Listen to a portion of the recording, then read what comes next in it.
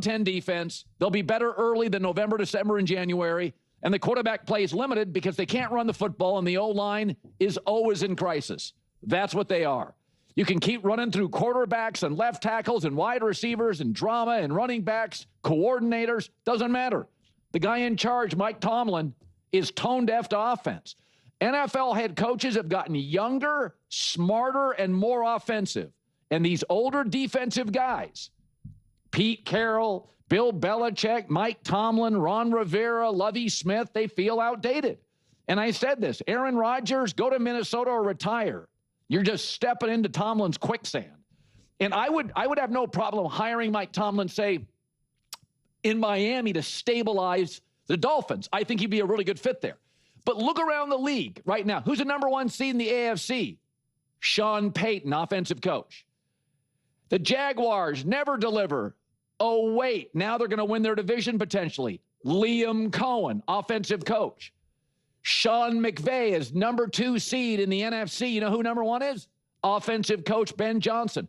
I would argue Kyle Shanahan's done a better job coaching than anybody outside of Mike Vrabel this year. Another offensive coach. Offensive coaches are younger, they're smarter, they're more current. And I said this last week. Offensive coaches can fix problems in the season. Defensive guys feel like they need an off season.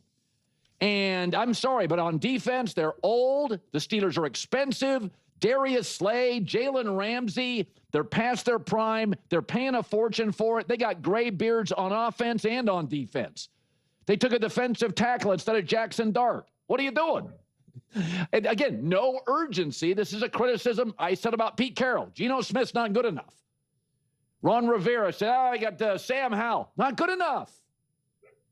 Aaron Rodgers, don't blame him. Look around the league. The rules have changed. These old defensive guys, I don't have a problem with D'Amico Ryans, Mike McDonald. They're young. They're current. They're aggressive. I mean, McDonald took over for Pete Carroll. An hour later, the team was better with the same players. So the last 6 Super Bowls have featured head coaches with an offensive background. Doesn't mean you have to hire them. But yesterday, finally, the fans said, enough. I mean, you hold Buffalo to 3 points at half, and you get rolled. Yeah. It's a weird time right now for Pittsburgh. Because you could look at this from a couple different ways. You could look at Pittsburgh as just a little unfortunate that they couldn't just quite get that quarterback position right since Ben Roethlisberger. And that if they were able to just get that quarterback and get solidified there, everything else would be able to build from there. You could also look at it from this team is just lost, confused, and have no idea what they're doing. And to me, we can talk about the defense or the decisions of Mike Tomlin and the quarterback, and they don't have the O-line and they can't run the ball this way. To me, the most indefensible thing is that you let a wide receiver go out the door for essentially nothing. And he's right now considered a top 1 or 2 wide receiver who's absolutely balling, who is a massive piece for Dak Prescott and the Dallas Cowboys. And if you were a skillful enough organization where you traded that and you got some great capital back, and now you were able to leverage that to have now you're like, well, man, they were struggling in the run game in the O-line, and now they have a great run game, a great O-line, and look who they drafted, so-and-so, John Smith, a wide receiver in the 4th round. Look how great he's doing right now. Like, that's not the case. That's not what they ended up doing. And it's DK Metcalf, right, who they're still paying a gajillion dollars. And like I had said before this game was even played, I was like, you could have had both receivers, actually. And doesn't mean that you were going to be able to keep them both long term, but you could have had both of them. And then it was like, well, now at least you're giving Aaron Rodgers like 2 great wide receivers. And now that should ideally open up a lot of things. There should be a lot of versatility there. Certainly working for Dak and the Dallas Cowboys. You would think Aaron Rodgers would be able to find a way to be able to make that work here. And to me, when you look at just even a decision like that, and listen, every coach has made a poor move, a poor decision.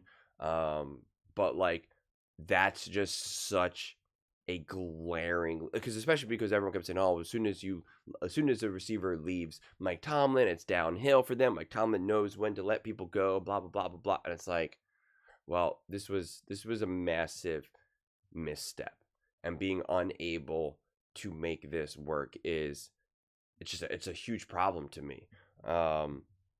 And it's especially if you're going to be a defensive team, it's like, I then expect that defense, I expect it to look like what we see the Houston Texans look like, what we see the Denver Broncos look like. Like that's what the expectations are then. It's, let me see what, let's see what this defense can bring to the table and really make things a lot easier. And throughout the course of the season, it just hasn't necessarily done that. Or what even the Cleveland Browns defense looks like. And that to me then becomes a massive problem. So now you're not even managing the team right and managing the personalities right. You're getting rid of players that you should have kept or should have been able to, manage properly. Your defense isn't good enough. And now it's been, years and years and years, and you haven't found a long-term answer at the quarterback position. Not to mention, even with Aaron, you haven't even got your young quarterback. Like, it's okay to bring in Aaron, but then you haven't even had your young quarterback who you're like, we're just going to have sit now for a year or whatever. Behind Aaron, learn, grow, take your time, and Aaron's going to, apparently is more than happy at this point of his career to be a mentor, etc., etc. And they didn't even do that, right? They didn't even take that approach right now. And it's just, you're not taking care of right now. You're failing. I always talk about this. A team, you always got to figure out short term versus long term, and it's a tricky balance. They're not doing short term or long term right now. So it's like, so then what are you doing? What are you doing? What is the plan? What's the short term plan and what's the long term plan? What's the short term plan and what's the long term plan? I don't know what that answer is. And I don't think anyone knows that answer. That's a problem. That's a problem. But those are just my thoughts. I'd absolutely love to hear yours. What do you guys all think about the Pittsburgh Steelers and the fire Mike Tomlin chance? I was surprised by that. I mean, it's kind of crazy to hear that. But let me know your thoughts in the comments below. I read every single comment. So if you agree with me or disagree with me, either way, let's get in some discussions. Let's get in some fights. But ultimately, let's just have some fun. Please do consider subscribing. We are building an amazing community here, and I absolutely love to see you part of it. I want to build something that we all genuinely feel connected to, something that we're really excited to be part of. I think we're well on our way to doing it. Please don't forget to give this video a thumbs up, as it really does help with the visibility and the algorithm. Thank you so much. See you next time.